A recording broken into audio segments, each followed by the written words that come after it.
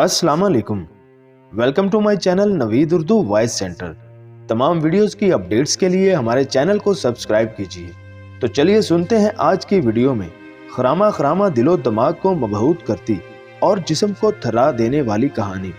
घने जंगलों, टेढ़े मेढ़े रास्तों, ऊंची नीची पगडंडियों और छोटी छोटी पहाड़ियों के तवील सिलसिले से गुजरती हुई हमारी ट्रेन एक छोटे से स्टेशन पर रुकी। राजमहल, ये एक तारीखी शहर है। ये बल खाती हुई नदी, ये लहलहाते सब्जाजार, ये हसीन फूलों की वादी, ये महकते कोहसार। छोटे से शहर में इतनी सारी रअनाइयाँ, लेकिन जो चीज़ हमें सबसे ज़्यादा मुतासर कर सकती वो थी नील कोठी, जिसे हरफे आम में डाक बंगला कहते थे। डाक बंगला इसलिए मशहूर है कि ये जगह अब भी दूर से आए हुए मौजूद मेहमानों को पनाह देती है। ये और बात है कि कोई भी यहाँ चैन से एक रात बसर नहीं कर सका। इस किस्म की बहुत सी रवायतें मशहूर हैं, लेकिन इनमें हकीकत कहाँ तक है ये इंतहाई मुश्किल है। कोठी के तन्हा निगहबान रामू दादा की राय बहुत मुस्तनद मानी जाती है। रामू दादा इस माहौल में रहने वाला कदीम तरीन इंसान है। इसकी जिंदगी में इस कोठी के बहुत से मालिक बदले, लेकिन रामू की जगह वही रही और आज भी बंगाल के एक बड़े जमींदार हरीश चंद्र के लड़के दीने चंद्र की जिद पर खरीदी गई। ये कोठी रामू के ही तसर्रुफ में है। कभी कभी यहाँ आने वालों से जो आमदनी होती है, इसका तन्हा हकदार रामू दादा है और यहाँ जो कहानियाँ जन्म लेती हैं, इनका वाहिद राजदार रामू दादा है। यहाँ की फिजा रामू दादा के सिवा किसी और को रास नहीं आती। यहाँ कोई ज्यादा वक्त तक नहीं ठहर पाता। स्टेशन से निकलकर मगरबी सिमत में दरख्तों के झुंड में पुरस्रार हसीना की तरह खड़ी ये कोठी बहुत ही हसीन है। इसके कदमों में बहती हुई गंगा, इसके आंचल में टंगे हुए सुर्ख सफेद फूल, कुछ दूर पर इसके शाना बशाना फैला हुआ पहाड़ियों का सिलसिला दिलो दिमाग पर एक खास असर छोड़ता है। खसूसन चांदनी रात में इसका हुस्न देखने से ताल्लुक रखता है। पसे मंजर में स्याह दरख्त और सामने इसका सभी हुस्न ऐसा मालूम होता है जैसे कोई परी लट झटकाए बैठी हो। शाह शुजा के किला के सीने पर बनी हुई ये कोठी नील की खेती के तजारती नुक्ता निगाह से बनाई गई थी और अब हिंदुस्तान की सरजमीन पर बैरूनी तसल्लुत और तर्ज मुआशरत का मुकम्मल नमूना है। सामने से आए तो जहाँ पर दूर तक फैलती हुई पत्थरों और सुर्खियों से बनी हुई सड़क मुड़ जाती है, वहाँ से एक नई सड़क शुरू होती है। गहरी सुर्खी से लिपटी हुई नील कोठी के कदमों में मचलती हुई ये सड़क डाक बंगला में दाखिल हो जाती है। अंदर जाने से पहले एक बुलंद गेट मिलेगा, जिसका एक पाया गर्दशे ज़माना की नज़र हो गया है। सुरख सड़क के दोनों जानब सरू के कतार दर कतार दरख्त हाथ बांधे खड़े हैं। किनारे किनारे गहरे रंगों के अंग्रेजी फूल खिले हैं। इश्क पेचा की बेकस कांटेदार तारों से वालहाना लिपटी हुई छत पर चढ़ रही है। चंद जीने तय करने के बाद आप एक वसी सहन में पहुंचेंगे। फिर एक कुशादा साइबान मिलेगा, जिसमें हर तरफ हवादार झब्बे लगे हैं। एक बड़ा सा हाल है, जिसके इर्द गिर्द फैला हुआ साइबान दूर तक चला गया है। इसकी पुश्त पर एक बहुत ही खुली हुई जगह है, जहां से खुशनुमा मौसम और लहरों के बीच गम का लुत्फ लिया जा सकता है। ऐसा मालूम होता है जैसे ये जगह खास इसी मकसद के लिए बनाई हुई हो, जहां बैठकर दो धड़कते हुए दिल राजो नियाज की बातें कर सकें।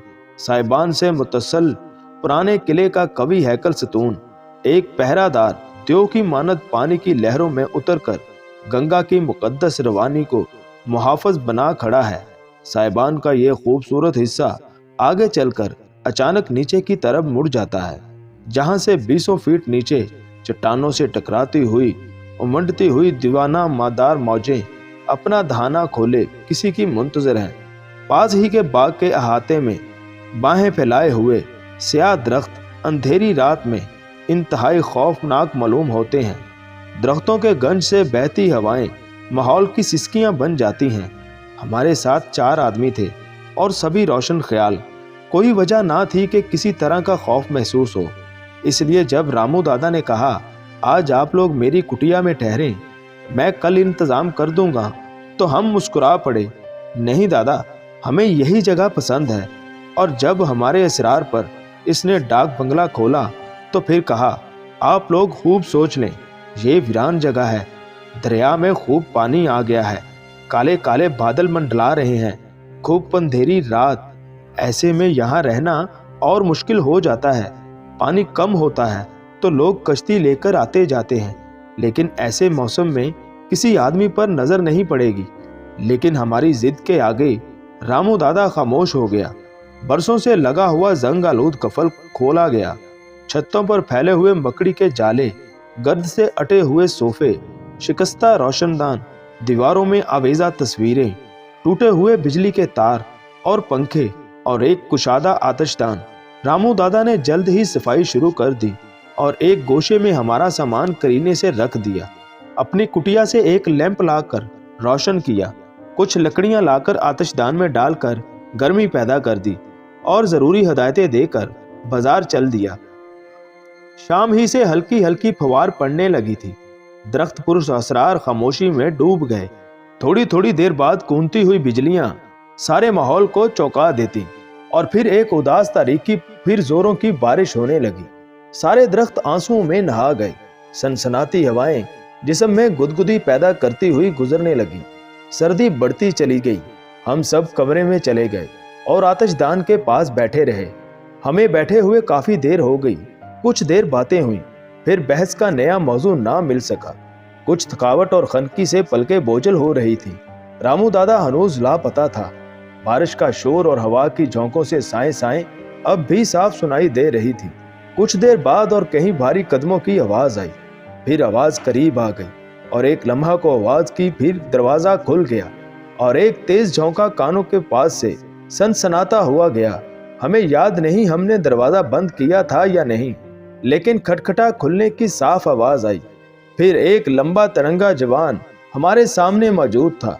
हमें ज्यादा हैरत ना हुई। हमारी ही तरह एक अजनबी था जो शायद बारिश से बचने के लिए इधर आ निकला था। वो बुरी तरह शराबूर था, जैसे पानी में डूब कर निकला हो। इसके हाथ, इसके हैट, इसके कोट, इसके जूते, सभी से पानी टपक रहा था। इसकी बेतकल्लुफी पर हमें जरा ताज्जुब हुआ, लेकिन खुशी भी। वो खामोशी से आतिशदान के साथ बैठ गया। फिर बातें हुई, इधर उधर की, जमाने की, मौसम की, अकायद की और बिल आखिर इस मकान की। हमारी दिलचस्पी और गहरी होती चली गई। इसने हमें बताया कि ये मकान एक जमाने में दीने चंदर नामी एक नौजवान ने खरीदा था। इन दिनों वो कॉलेज में पढ़ता था और अपनी पुरकशिश शख्सियत के बायस बहुत मकबूल था। एक दिन इसके साथ एक अजीब वाकया पेश आया। शाम के वक्त वो एक तारीक गली से गुजर रहा था कि एक मुतरन्नम आवाज ने इसे अपनी तरफ मुतवज्जा कर लिया। आओ मेरे साथ आओ। और वो गैर शऊरी तौर पर बढ़ता गया। पायल की आवाज का ताक़ुब करता गया। दूर, बहुत दूर एक वीरान और आलीशान मकान में वो दाखिल हुई। अंदर दाखिल होकर ऐसा मालूम हुआ जैसे वो एक रंग महल में पहुंच गया हो। दिलकश वो दिल नवाज चीजें, अनवाओ इकसाम के खाने, परी चेहरा औरतें। वो समझ ना सका कि वो कहाँ है। लड़की इसे वहीं छोड़कर कहीं गुम हो गई। फिर गहरे सुर्ख रंगों के लिबास में मलबूस आई और कहने लगी, आओ सैर करें। देर तक वो बातें करते रहे। दीने घर लौटा तो बेहद खुश था। अब अक्सर वो चांदनी रातों में दरिया के किनारे इस लड़की के साथ घूमता नजर आता। इसकी समझ में ना आ सका कि ये लड़की कौन है। वीराने के अंदर इतना हुस्न कहाँ से सिमट आया। वो इस पर इतनी मेहरबान क्यों। इन्हीं दिनों इसने माँ से जिद करके ये मकान खरीद लिया। रामू इसकी हिफाजत करता। कुछ दिन के बाद दीने में एक अजीब तब्दीली हुई। इसकी शादी को कुछ ही दिन गुजरे थे, लेकिन अपनी खूबसूरत और नई नवेली दुल्हन से इंतहाई बेजार रहने लगा। खास तौर से इसके सुर्ख लिबास से इंतहाई नफरत थी। आखिर एक दिन इसके सारे सुर्ख कपड़े जला डाले। घर के लोग बहुत परेशान हुए। इसके वालिद आज़ाद ख्याल होते हुए भी अब सख्त होने लगे और एक दिन इसे एक कमरे में बंद कर दिया और इस मकान को फरोख्त करने की सोच ली। लेकिन दूसरे दिन इससे भी हैरतनाक वाकया हुआ।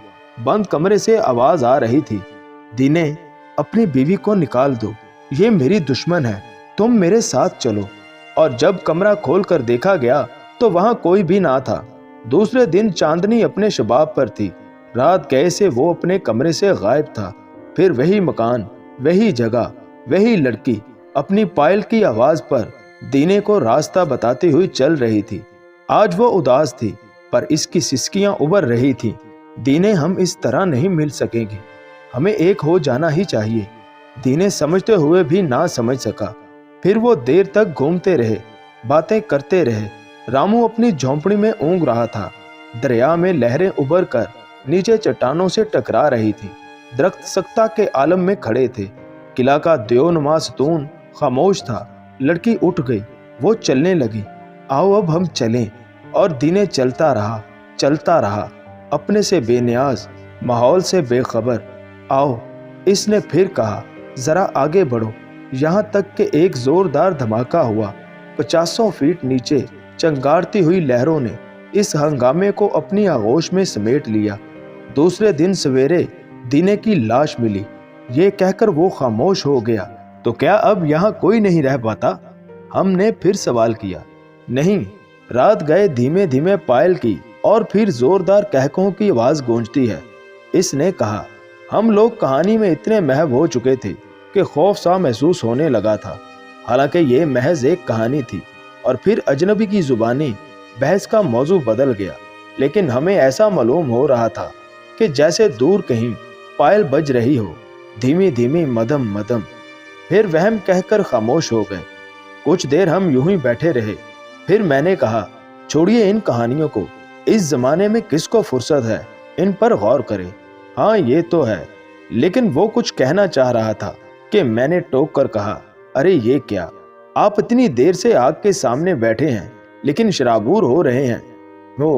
वो मुस्कुराया। दूर कहीं पायल छनकी। जी आप क्या कह रहे थे? मैंने टोका। मैं, इसकी आंखें शोला बार हो गई। मैं कभी खुश्क नहीं हो सकता। मैं बर्फ हूं और बर्फ पर आग असर नहीं करती। बर्फ और आग का क्या मुकाबला। ये कहकर इसने जलती हुई लकड़ियों के कई शोले उठाकर अपने हाथ पर रख लिए और जोर जोर से हंसने लगा। नीज झोंका आया, लैंप बुझ गया और दो मिले जुले कहके गूंजने लगे। जब हमें होश आया तो रामू दादा सरहाने खड़ा कह रहा था, मैंने कहा था ना कि आप लोग यहाँ रात भर नहीं रह सकेंगे। तो जी नाजरीन, कैसी लगी आपको आज की ये कहानी? उम्मीद है कि आपको पसंद आई होगी। और अगर अभी तक आपने हमारा चैनल सब्सक्राइब नहीं किया तो प्लीज हमारे चैनल को सब्सक्राइब करके बेल के नोटिफिकेशन को ऑन कर दें, ताकि हमारी हर आने वाली वीडियो बआसानी आप तक पहुंच सके। Thanks for watching my channel Naveed Urdu voice centre.